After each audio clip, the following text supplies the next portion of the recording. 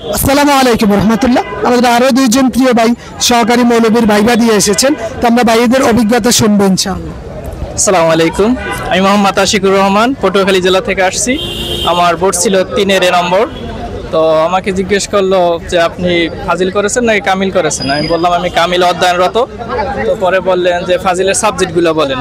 পরে ফার্স্ট ইয়ারের সাবজেক্টগুলো বলছি, তারপর বলছেন যে তাফসির পড়ছেন কোনটা। আমি বললাম তাফসিরে জালালাইন।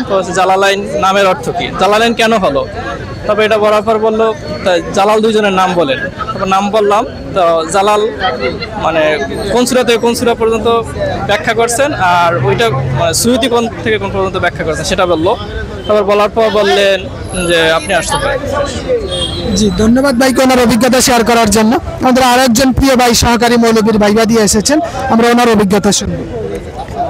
জি, আসসালামু আলাইকুম। আমার নাম মোহাম্মদ আবু হানিফ, আমি পটুয়াখালী থেকে আসছি।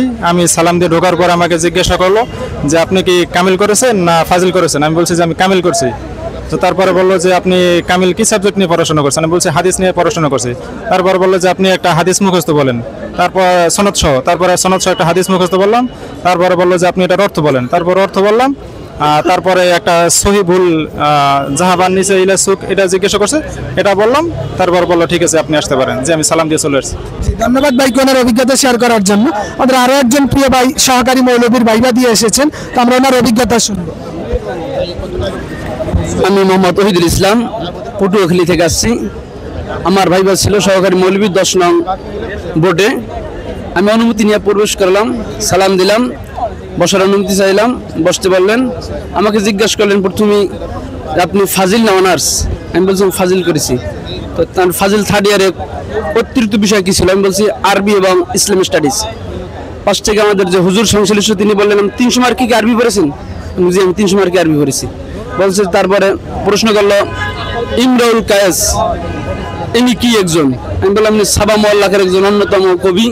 তারপর বললেন এর কী কী উপাধি আছে। আমি কবি সম্রাট। তারপরে বললো যে আরও আছে বলেন। আমি বললাম যে 6 তাকে আরবের সারো ওইটা আমার সাথে বললে অ্যাড করলেন।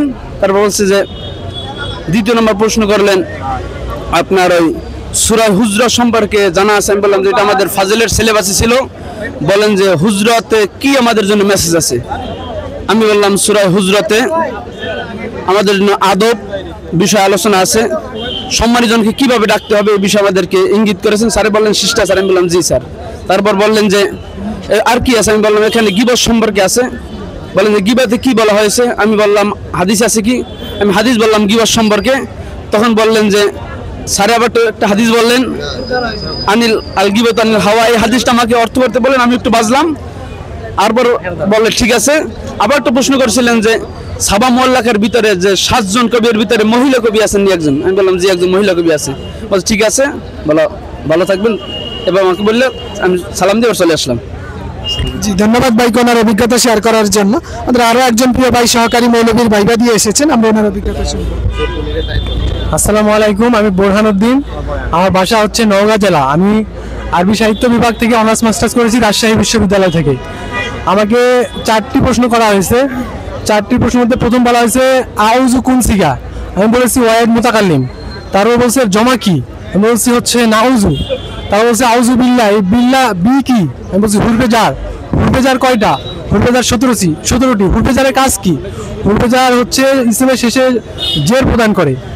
এতটুকু ভাইবা ছিল। আর হচ্ছে পাশে নূরে আলম সিদ্দিকী স্যার ছিলেন, উনি বলছেন যে তুমি কোথায় পড়ালেখা করেছো। আমি বলছি রাজশাহী বিশ্ববিদ্যালয় আরবি সাহিত্য বিভাগ থেকে। এতটুকুই, ধন্যবাদ। আমাদের আরো একজন ভাই সহকারী মৌলবীর ভাইবা দিয়ে এসেছেন, তো আমরা ওনার অভিজ্ঞতা শুনবো। আসসালামু আলাইকুম, আমি মোহাম্মদ জাহিদ হাসান, বগুড়া থেকে এসেছি। আমার ভাইবা ছিল আজকে। তো আমি রুমে যে সালাম দিয়ে প্রবেশ করলাম, আমাকে বসতে বললো। তারপরে আমাকে একটাই প্রশ্ন করছে মূলত যে আসসালামু আলাইকুম ওয়া রাহমাতুল্লাহ, এটা তারকিব করেন। তো আমি এটার পুরোটা তারকিব করলাম। তখন আমাকে বললো যে আপনি এখানে একটা উজ্জ্বল ফেল ধরলেন, এটা কিভাবে নিলেন। আমি বললাম স্যার এখানে আলাইকুম আছে যার মাজরুর, এই জন্য মোতাল্লাক হয়। মোতাল্লাক থাকলে একটা ফেল নিতে হয়। তো স্যার আবার আমার সাথে আমার কথা মিলিয়ে বলতেছেন ও হ্যাঁ মোতাল্লাক নিতে হয়। আমি জি স্যার, তো শুক্রিয়া, আপনি আসতে পারেন। তো আমাকে আবার একটা প্রশ্ন করে যে আপনি কি করেছেন। আমি বললাম আমি অনার্স করেছি আর কি। সালাম দিয়ে আমি বের হয়ে আসলাম। ধন্যবাদ। জি, ধন্যবাদ ভাইকে ওনার সুন্দর অভিজ্ঞতা আমাদের সাথে শেয়ার করার জন্য।